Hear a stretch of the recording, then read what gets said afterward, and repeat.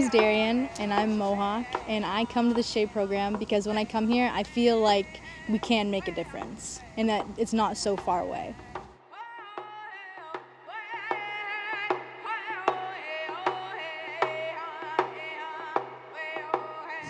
Self-IDing is telling people that you're a Native, telling them that, having Native pride. Like, my sister has a tattoo that says Native pride, and I would say that that's like a part of self-IDing. Being proud of where you come from, telling people your heritage when they ask about it. Where we are, it's predominantly white, so we do face a lot of racism every day.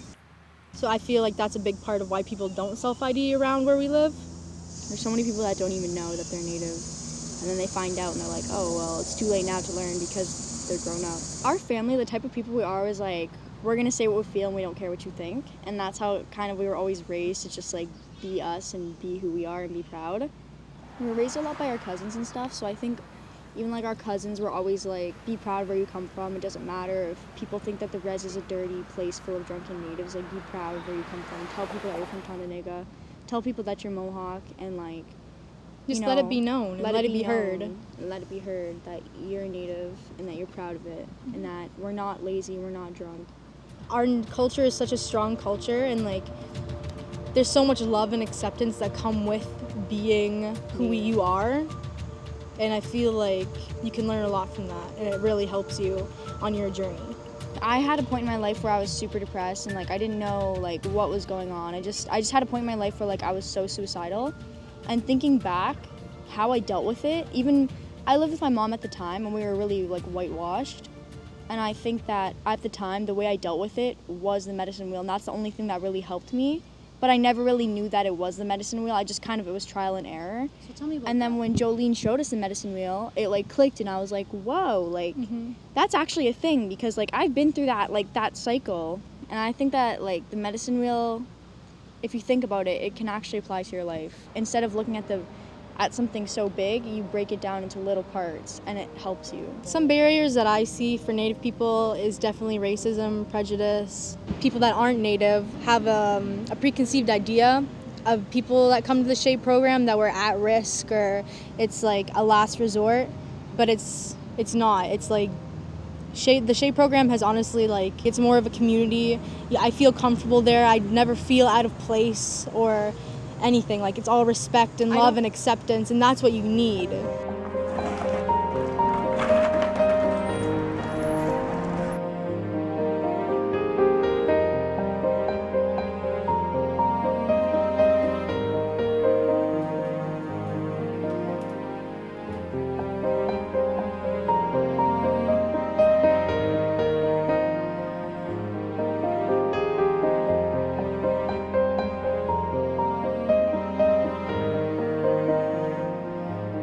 I feel like I have a problem with authority just because the schools that I've been to, they're very whitewashed, and they're like, I'm bigger than you, you respect me because I'm authority. But here it's like, we all respect each other because we're all people. And I think that being at the SHAPE program makes me feel like I have more of a relationship with the authority, and so I can excel because I don't feel pressured, and I don't feel like I have issues that shouldn't be there, It's like, be kind to everybody no matter who they are. Let everybody just be who they are. Don't judge them because of where they come from or how they act or whatever, or what they like to wear. Just let everybody be everybody. I feel like another barrier that Native people face on the regular is poverty. Poverty, I feel, can stem from a lot of different issues, but along with poverty, I think comes many other things, like mental health issues, drug addictions, alcohol addictions, anything really. And I feel like if we spent more time fixing poverty for Native people, then maybe that would give them more of a standing ground so that they can stand on their own. I think as Native youth, one of the barriers we face is definitely the stereotype that we're just going to be like our parents, and that's not always the truth, because as she said, we are ready for change, and I don't want this for my kids. I would never want this for my kids. And I'm sure like a lot of Natives of this generation wouldn't want that either. Everyone thinks that we're going to be like our parents, and I think it's just, we can change. We need to break the cycle and get out of it so that we can be just as high in society as white people. I just want people to give us a chance as Aboriginal youth, because we're not all at risk and we're not all drunk or getting high. Like, we're actual real people, and we're ready to break the cycle of hurt, and we're ready to heal and reconcile together. And I feel like teachers and educators, anyone really, just really has to understand that. Because yeah, like, we go to school every day and we're there for 7 hours a day, but we have our own journeys, and school isn't our whole life. It shouldn't be our whole life, because we're going on our own journeys to healing and reconciling, because that's what we need to do right now as a community. I want teachers and principals and whoever to walk away from this film knowing that we are just as important as the white kids. Native activists are just important as feminists. Native activists are just as important as Black Lives Matter participants. We are just as important as every single other movement. So I don't understand why we're not getting the recognition that we deserve. I don't understand why we're not getting the change that we deserve. Like, it's different. It needs to be a different time.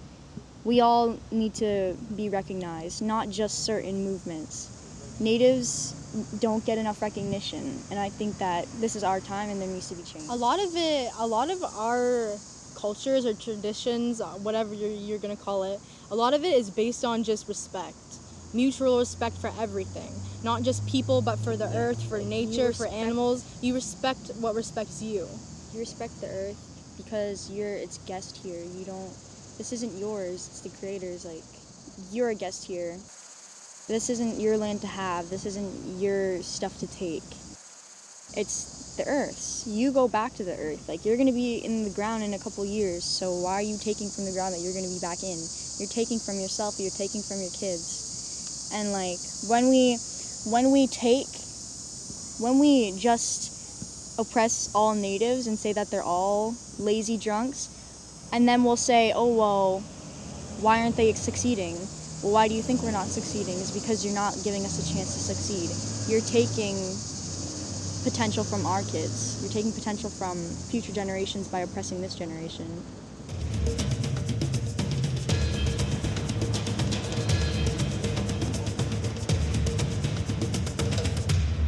I was in Rwanda. I'd been studying genocide, and I was sitting by Lake Kivu one night, and a friend of mine who is from Saskatchewan, and she's First Nations. We were looking at this map, and it's now a memorial site, and it represents where genocide has occurred in the world. And I said to her, but North America is on there. We don't have a genocide in North America. And she looked at me and she said, Crystal, you have to promise me one day you will find out what Canada did to its Indigenous peoples. I'm Ojibwe. I am a First Nations. I actually grew up on a reserve, and I remember this one time when me and my grandmother were driving in the car, she told me that my grandmother that I'm named after, my middle name's Leona, she had to deal with residential schools, and she was one of the ones that actually was able to run away and get away from the residential schools. And I've always wanted to ask her about it, but I didn't want to disrespect her or anything, and so I just let it be. I didn't want to end up hurting her or anything. So I was always taught to respect my elders, so that's what I did. We're basically giving a voice to those who didn't have a voice before. It was hurtful to me, but like, to imagine telling your story and then being told you're a liar or that never happened, it made me realize if you're sitting in an audience and you have 30 students, if you have a school telling you this is what happened, you're gonna believe them. You have no choice, because it's like a backing. Instead of just one individual, it's like a community, right? And so, like, just working with everyone, being in that community and sharing that story, it was really touching. And sorry, I just really love that everyone did this, from my great-grandmother and for everyone.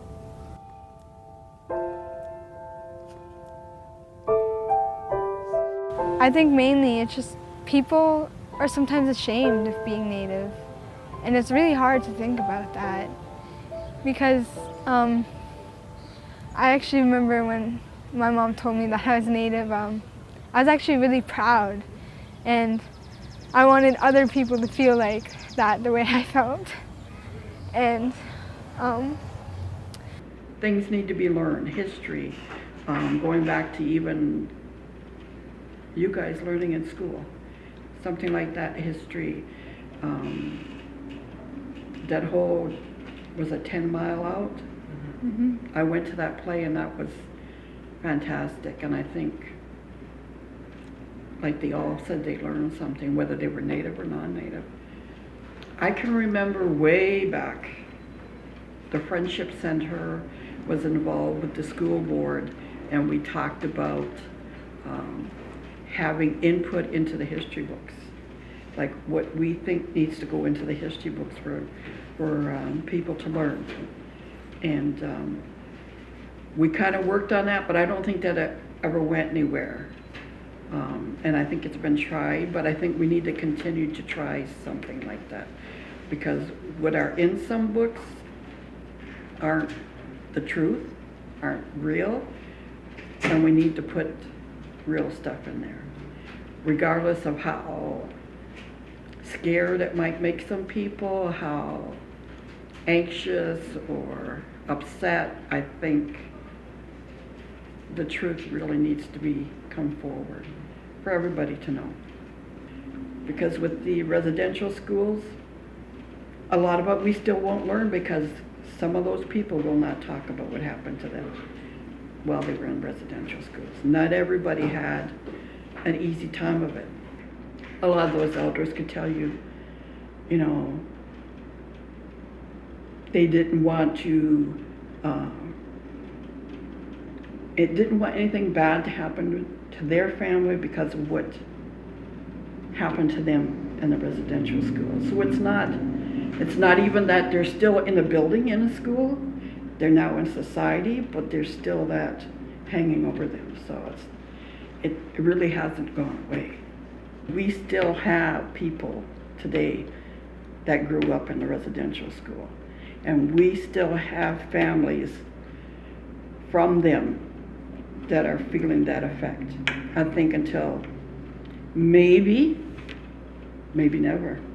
Those generations may be gone, but I think those things still live on, will live on. So I don't know, for some people there will not be a reconciliation. And I don't know if you're talking, you know, money. I don't know if you're talking, you know, any kind of a benefit, or I don't know, somebody reading a piece of paper to you. You know, that might be all right for some, and it won't be for others, but I don't think you're going to be able to appease everybody.